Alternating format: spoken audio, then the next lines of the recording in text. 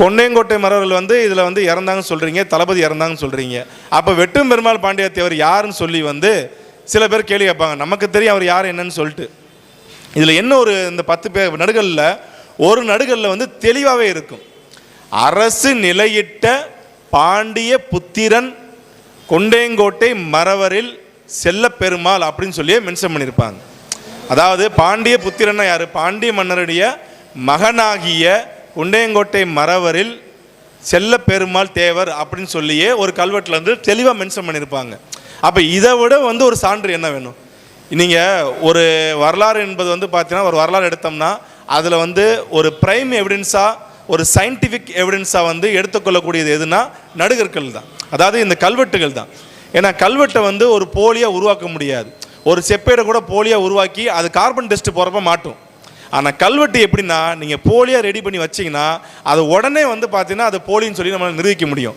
ஏன்னா அந்த கல்லுக்கு உண்டான பழமை.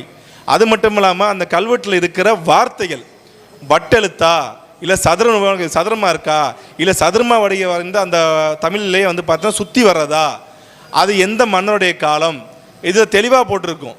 இதை வருடங்கள் வந்து பார்த்தீங்கன்னா தமிழ் வருடங்கள் 1499 சொல்லி மென்ஷன் ஆகிருக்கும். அதுக்கு உண்டான சக வருடத்தை ஆட் பண்ணோம்னா 1547 சொல்லி வந்து தெளிவாக வந்து அது இருக்கும். அது ஸோ அந்த மாதிரி வந்து ஒரு சயின்டிஃபிக் எவிடன்ஸை வந்து நம்ம ஏமாற்ற முடியாது.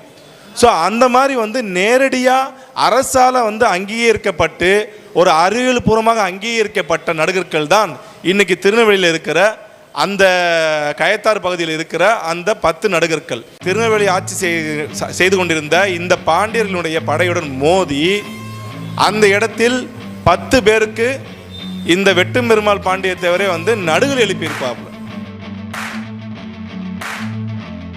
இந்த நடுகற்கள் வந்து பார்த்தீங்கன்னா பாண்டிய மன்னருக்கும் வடுகர் படைக்கும் வந்து பார்த்தீங்கன்னா நடந்த சண்டையில் வந்து இது நடந்திருக்கு அப்படின்னு சொல்லி எபிகிராஃபிகா இண்டிகாலே வந்து அன்றைக்கி மென்ஷன் பண்ணுறாங்க. திருநெல்வேலி அருங்காட்சியகத்துக்கு போனீங்கன்னா திருநெல்வேலி அருங்காட்சிய கையேடுன்னு சொல்லி ஒன்று கொடுப்பாங்க. இங்கே அந்த அருங்காட்சியகம் உள்ளே போகிறப்ப கொடுப்பாங்க. அந்த அருங்காட்சிய கையேடில் வந்து தமிழக தொல்லியல் துறையினாலும் இந்திய அரசாங்கத்தின் தொல்லியல் துறையும் 2 பேரும் இணைந்து ஒரு கையேடு போட்டிருப்பாங்க. அந்த கையேடை வாங்கி படித்து பார்த்தீங்கன்னா அதில் வந்து முதல் பக்கத்திலே தெளிவாக போட்டிருப்பாங்க. இந்த மாதிரி வெங்கடராசன் எனப்படுகின்ற வடுக படையுடன் வந்த அந்த படையானது நம்முடைய திருநெல்வேலி ஆட்சி செய்து கொண்டிருந்த இந்த பாண்டியர்களுடைய படையுடன் மோதி அந்த இடத்தில் 10 பேருக்கு இந்த வெட்டும் பெருமாள் பாண்டியத்தேவரே வந்து நடுகள் எழுப்பியிருப்பாப்புல. நடுகள் முறையானது வந்து பார்த்தீங்கன்னா தமிழர்களுக்கு வந்து ஒரு நடுகள் முறை இருக்கும். தமிழருக்கு நடுகளின் முறைன்றதை விட வந்து பார்த்தீங்கன்னா இந்த முக்குளத்தூர் சமுதாயத்துக்கு ஒரு பாரம்பரியம் ஒன்று இருக்குது. என்னென்னா வந்து போரில் இறந்தவங்க நம்ம என்ன பண்ணுவோம்னா வந்து ஊரில் வந்து ஒரு கல் எழுப்பி அதை வந்து பார்த்தீங்கன்னா தெய்வமாக வணங்குவோம்.